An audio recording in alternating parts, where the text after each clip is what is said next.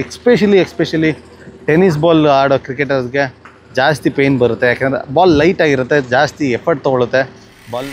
So ಇದು key points. ಏನು already shoulder pains already ಬಂದಿರೋರಿಗೆ ಥ್ರೋ ಎಸಿ ರಾಂಗ್ ಟೆಕ್ನಿಕ್ ಎಸಿ ಆಲ್ರೆಡಿ ಪೇಯ್ನ್ ಇರೋದ್ರಿಂದ, ಪೇಯ್ನ್ ಇದ್ದರೆ ಎಸಿಯಕ್ಕೆ ಹೋಗ್ಬಿಡಿ, 1-2 ವಾರ ಏನು ತೊಂದರೆ ಇಲ್ಲ, ಅವಾಯ್ಡ್ ಮಾಡಿ ಥ್ರೋನ.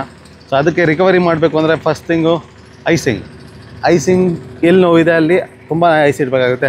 ಅಟ್ಲೀಸ್ಟ್ 2 ಟೈಮ್ಸು ದಿನದಲ್ಲಿ 5-5 ನಿಮಿಷ ಇಡಬೇಕಾಗುತ್ತೆ. ಸೊ ಸ್ವಲ್ಪ ಇಟ್ಟಿಗೆ ಸ್ವಲ್ಪ ನಮ್ನೆಸ್ ಆಯಿತು ಅಂತ ತೆಗಿಯೋದಲ್ಲ, 5-5 ನಿಮಿಷ ಇಡಬೇಕಾಗುತ್ತೆ. ಶೋಲ್ಡರ್ ಆಗಲಿ ಎಲ್ಬೋ ಆಗಲಿ 5-5 ನಿಮಿಷ ಮಿನಿಮಮ್ಮು, ಅಟ್ಲೀಸ್ಟ್ 2 ಟೈಮು ದಿನದಲ್ಲಿ. ತುಂಬ ಕಾಮನ್ ಆಗಿ ಅಂದರೆ ಎಲ್ರಿಗೂ ಐಸ್ ಸಿಗುತ್ತಾ ಮನೇಲಿ.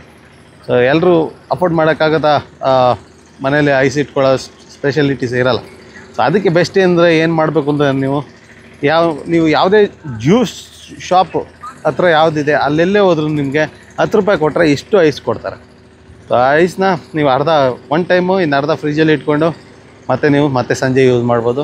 ಐಸಿಂಗ್ ಮಾಡಿ ರಿಕವರಿ ಆಗುತ್ತೆ 2 ವೀಕ್ಸ್. ಅದ್ರ ಜೊತೆ 1 ವೀಕ್ ಅದಾದಮೇಲೆ ಸೆಕೆಂಡ್ ವೀಕ್ ಏನು ಮಾಡಬೇಕು ಅಂದರೆ, ನಿಮ್ಗೆ ಆಲ್ರೆಡಿ ನಾನು ಹೇಗೆ ಸ್ಟ್ರೆಂತ್ನಿಂಗ್ ಮಾಡ್ಕೋಬೇಕು ಅನ್ನೋದನ್ನ, ಶೋಲ್ಡರ್ ಎಲ್ಲ ಹೇಗೆ ಸ್ಟ್ರೆಂತ್ನಿಂಗ್ ಮಾಡ್ಕೋಬೇಕು ಅನ್ನೋದ್ರ ಬಗ್ಗೆ ವೀಡಿಯೋ ಮಾಡಿದ್ದೀನಿ, ಈ ವಿಡಿಯೋದಲ್ಲಿದೆ, ಚೆಕ್ ಮಾಡ್ಕೊಳ್ಳಿ. ಸೊ ಅಲ್ಲಿ ಸ್ಟ್ರೆಂತ್ನಿಂಗ್ ಮಾಡ್ಕೋಬೇಕಾಗತ್ತೆ.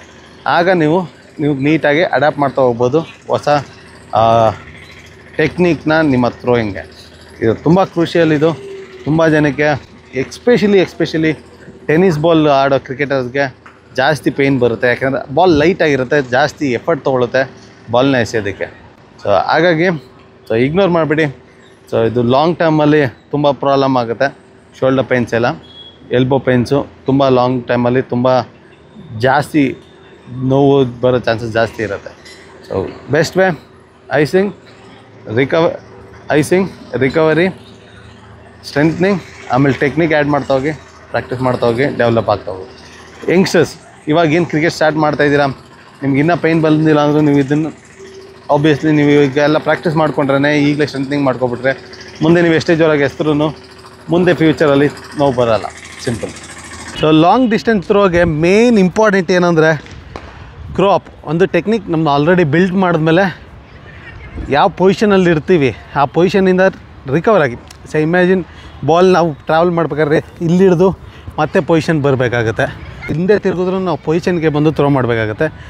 ಎಕ್ಸ್ಪೆಷಲಿ ನಾವು ಲಾಂಗ್ ಡಿಸ್ಟೆನ್ಸ್ ಥ್ರೋ ಮಾಡ್ಬೇಕಾದ್ರೆ ಇದನ್ನು ಕ್ರೋ ಅಪ್ ಅಂತಾರೆ. 2 ಸ್ಟೆಪ್ ತೊಗೊಂಡು ನಾವು ಕ್ರೋ ಅಪ್ ಮಾಡಬೇಕಾಗತ್ತೆ. ಈಗ ಬೌಲರ್ ಹೆಂಗೆ ರನ್ನಪ್ ತೊಗೊಂಡು ಬಾಲ್ ಹಾಕ್ತಾರೋ ಅದೇ ರೀತಿ ನಮಗೆ ಇದೊಂದು ರನ್ನಪ್ ಥರನೇ.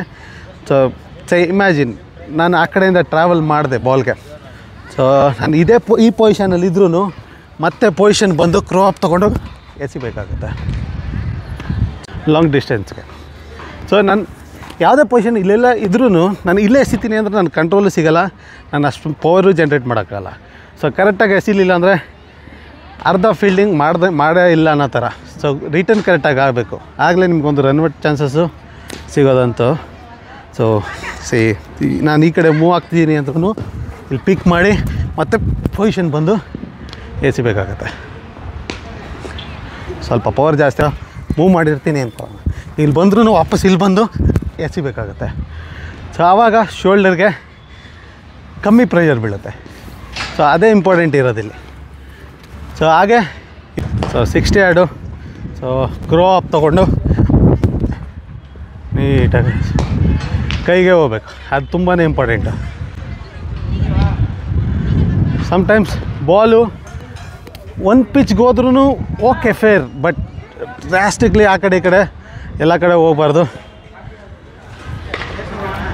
ಸೊ ಒಂದು ಸ್ಟ್ರೈಟ್ ಲೈನು ಕೈಗೆ ಈ ಥರ ಪರವಾಗಿಲ್ಲ. ಆಗಲೇ ಹೇಳಿದಂತೆ 1 ಬೌನ್ಸ್ ಹೋದ್ರೂ ತೊಂದರೆ ಇಲ್ಲ ಸ್ಟಾರ್ಟಿಂಗು, ಬಟ್ ಆ ಕಡೆ ಈ ಕಡೆ ಹೋಗ್ಬಾರ್ದು. ಸೊ ಸ್ಟಂಪ್ಸ್ ಲೈನ್ಗೇನೆ ಇದ್ದರೆ ಈ ಕಲೆಕ್ಟ್ ಮಾಡ್ಕೊಂಡು ಈಸಿ ರನ್ಔಟ್ಸ್ ಮಾಡ್ಬೋದು, ಬೌಲರ್ ಆದರೂ ಸರಿ ಕೀಪರ್ ಆದರೂ ಸರಿ.